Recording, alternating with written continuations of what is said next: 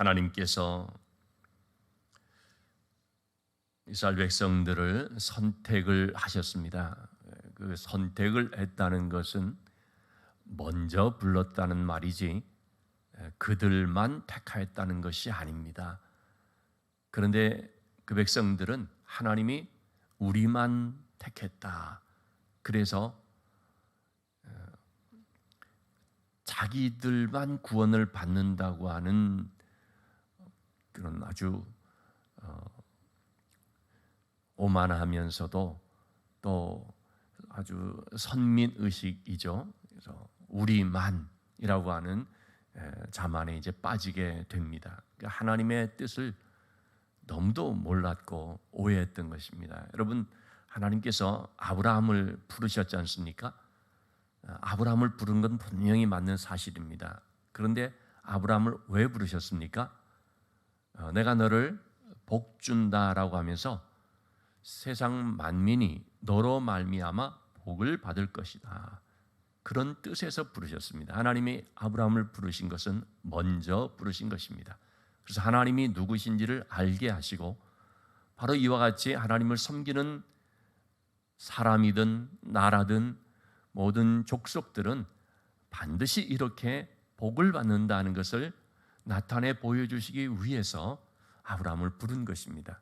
그래서 아브라함은 유일하게 부름받은 것이 아니라 먼저 부름을 받아서 하나님이 어떤 분인지를 세상에 전하기 위한 사명으로 이제 부름을 받은 것입니다. 이스라엘 백성들도 마찬가지입니다. 하나님께서 그 백성들을 택하여서 시내산 언약을 삼고 시내산에서 언약을 체결하고 너희는 제사장 나라가 된다라는 말씀을 하신 것이, 이 제사장이라고 하는 것은 바로 모든 사람들에게 전하는 사명을 가진 직분을 말하는 것이죠.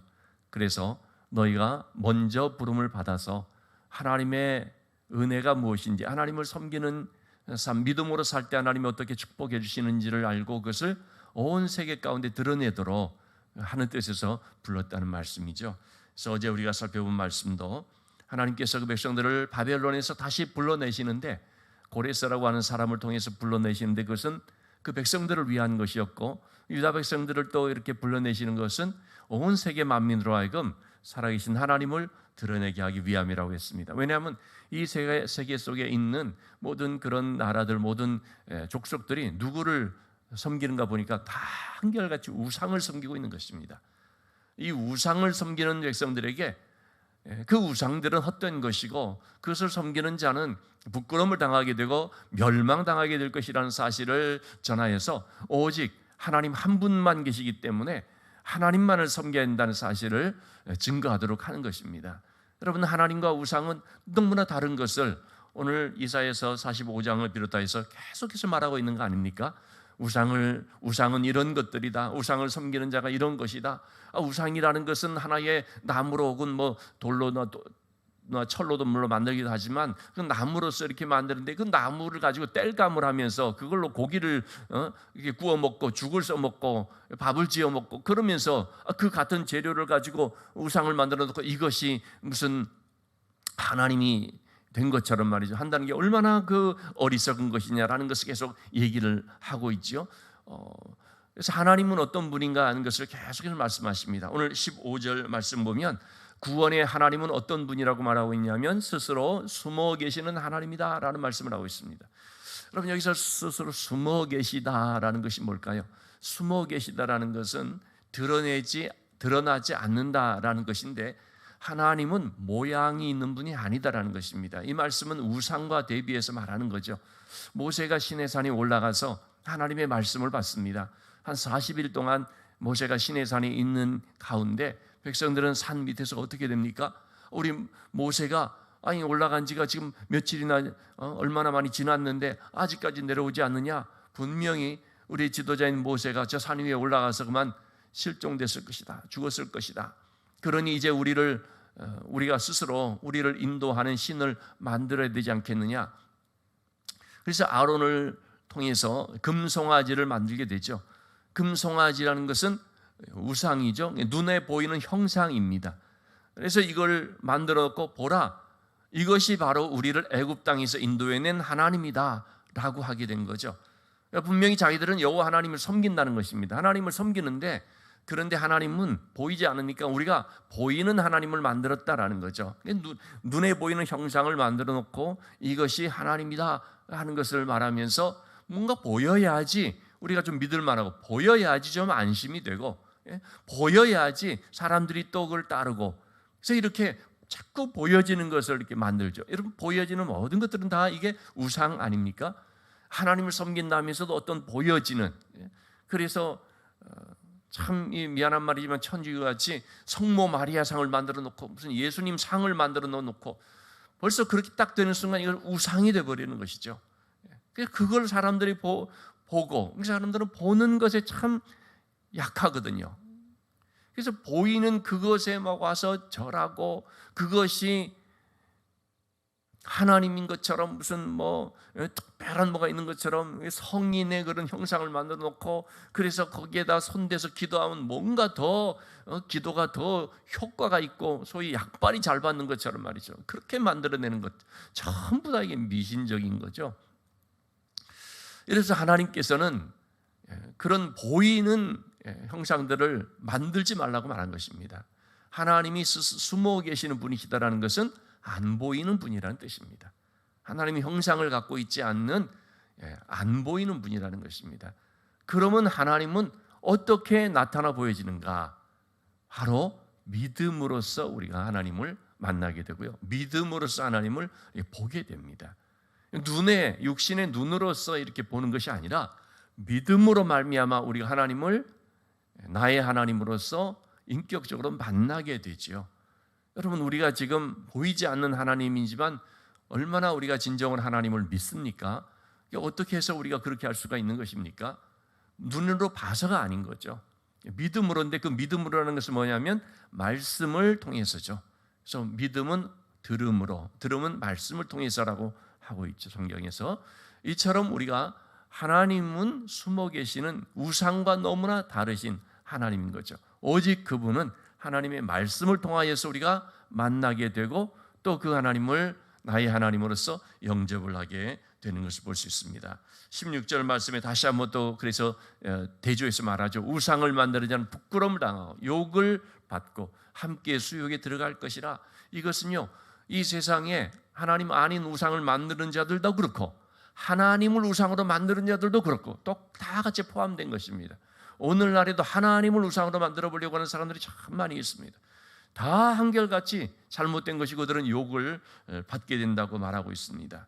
자, 17절 말씀, 이스라엘은 여호와께 구원을 받아 영원한 구원을 얻으리니 너희가 영원히 부끄러움을 당하거나 욕을 받지 아니하리라. 우상을 만들고 그 우상을 섬기는 자들은 다 부끄러움을 당하는데, 그러나 부끄러움을 당하지 않는 자는 누굽니까? 하나님을 섬기는 자입니다. 하나님을 의지하는 자입니다.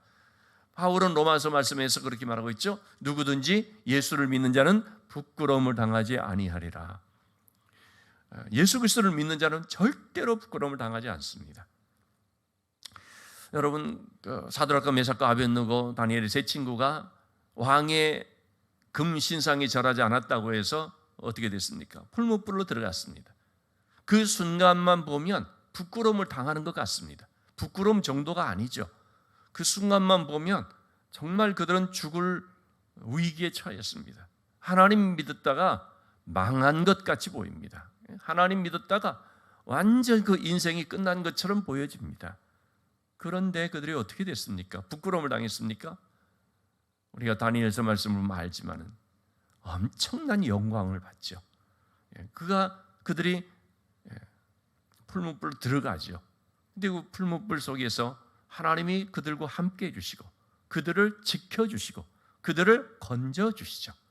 하나님께서 우리와 함께 하시는 것이 바로 저는 이 3종 세트라고 생각이 됩니다.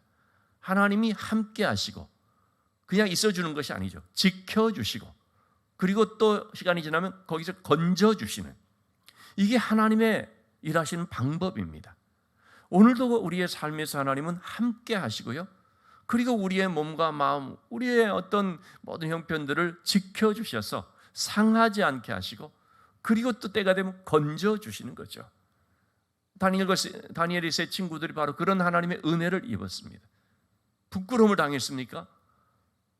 놀라운 기적을 체험을 했습니다. 그것은 그들이 자기들만 경험할 수 있는 그 속에서 일어난 일이 아니라 느부갓네살 왕을 비롯한 그 신하들이 다 보는 데서 그런 일이 벌어졌습니다. 그래서 뭐라고 합니까? 보라, 어떻게 저런 일이 일어날 수 있느냐. 그래서 나오라고 하죠.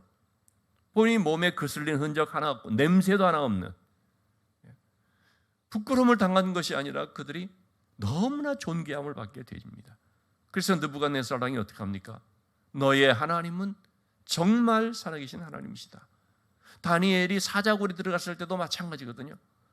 다리오 왕이 그를 보면서 너의 하나님은 정말 살아계신 하나님이시다. 하나님께만 기도한다라고 했을 때 부끄러움을 당했느냐, 수치를 당했느고 또 망했느냐? 아니라는 것입니다. 그러한 하나님만을 의지하는 삶을 통해서 오히려 존귀함을 받고 하나님의 이름이 높임을 받는 역사가 나타났습니다. 진실로 살아계신 하나님을 믿는 자는 결코 부끄러움을 당하지 않습니다. 우상을 섬기는 자는 반드시 부끄러움을 당합니다. 자, 그런데 제가 지금 느부갓네살 왕에 대한 말씀을 좀 했습니다만, 느부갓네살 왕이 이 다니엘의 세 친구들을 향해서 뭐라고 말합니까? 너희의 하나님은 정말 너희들을, 자기를 섬기는 자들을 이렇게 구해 주시는 분이시다 라는 표현을 쓰거든요. 느부갓네살이 이 사드락과 메삭과 아벳느고를 지켜주신 분이 하나님이라는 사실을 보죠. 그러나 그의 고백은 어디까지나 너의 하나님이라고 하는 그런 이제 말을 하죠. 너의 하나님, 나의 하나님이 되지를 않습니다.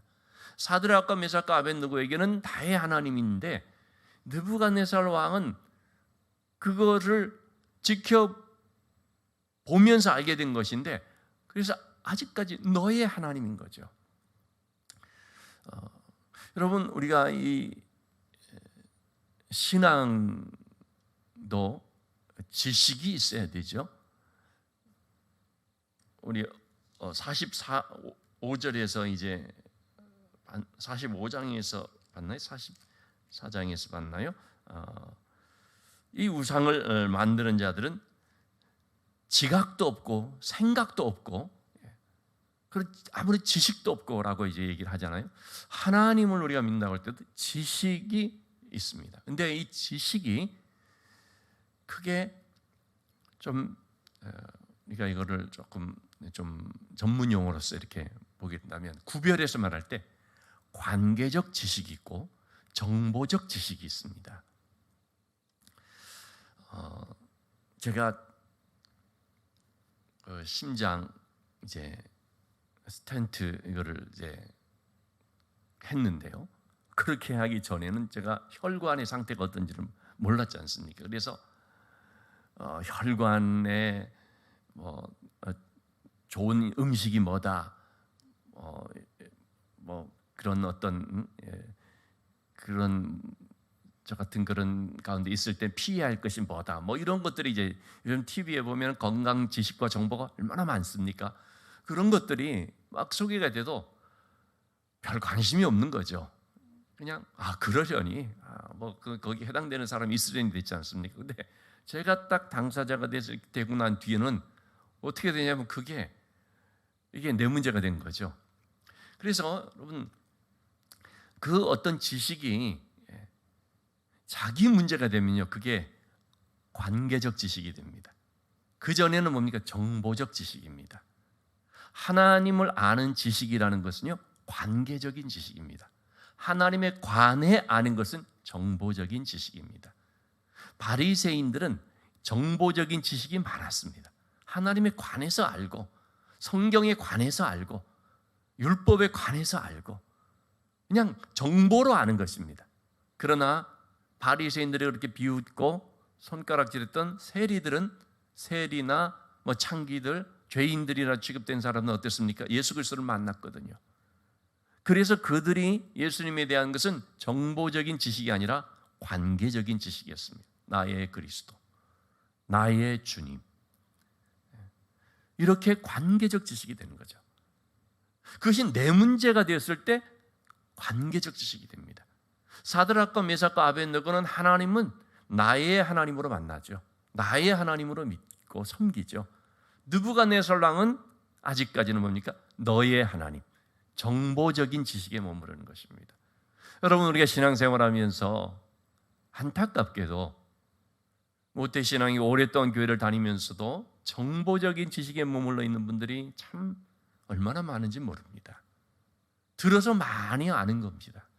하나님에 관해서 알고요, 신앙에 대한 어떤 지식들이 많이 있는데, 그거는 저처럼 과거 내 상태가 어떤지를 모르고 그냥 TV에서 나오는 그런 것들이 하나의 그냥 정보로만 뭐 좀 필요한 것이로구나 하는 걸로 지나가는, 내 문제가 아니니까 그렇게 신앙생활하는 경우들이 많다는 거죠. 근데 어느 날 내가 정말 도저히 용서받을 수 없는 죄인인 것을 발견하고, 예수 그리스도의 십자가가 우리 모두의 십자가, 그로 인하여 구원받았어 하는 그런 차원이 아니고 나의 십자가로구나, 나의 은혜로구나, 이거를 깨닫게 되었을 때 예수 그리스도는 어떻게 됩니까? 정보적인 지식이 아니라 관계적인 지식으로 나에게 오는 거죠. 그래서 그분이 나의 주님, 나의 하나님이 됩니다. 바울 사도는 뭐라고 고백했냐면 나의 복음이라고 말합니다. 나의 복음이라는 것이 뭐냐면 이게 바로 관계적인 지식인 거죠. 하나님이 나의 하나님, 복음이 나의 복음. 그래서 오늘 이 말씀을 우리가 보면서 참 이것이 얼마나 중요한지, 하나님을 우리가 섬긴다 할 때 바로 그 하나님이 나의 하나님이라는 사실, 그것을 이제 하나님께서 계속해서 말하는 것입니다. 그래서 나 외에 다른 신이 없다, 하나님 구원의 하나님이시다. 그리고 너희들을, 우리 20절의 말씀 보면요, 열방 중에서 피난한 자들아 너희는 모여 오라, 함께 가까이 나오라. 나무 우상을 가지고 다니며 구원하지 못하는 신에게 기도하는 자들은 무지한 자들이다. 이 열방 중에서 피난한 자들, 바벨론 포로에서 이제 돌아오게 되는 백성들을 말하는 것이죠.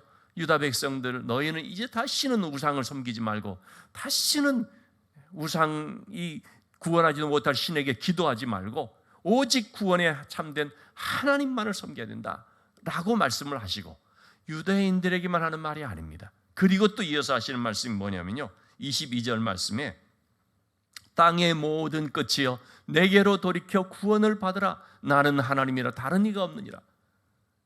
모든 열방들을 두고 지금 하나님 하시는 말씀, 모든 백성들을 두고 하나님 말씀하시는 것입니다. 즉 유대인들만 내게로 나오라라고 말하는 것이 아닙니다. 그 유대인들을 통해서 모든 열방들이 주께 나오기를 원하는 것입니다. 모든 족속들이 우상을 다 버리고 정말 하나님 한 분만, 다른 이가 없고 하나님 한 분밖에 없다는 걸 알고 그의 구원으로 나오라 라고 말씀을 하고 계십니다.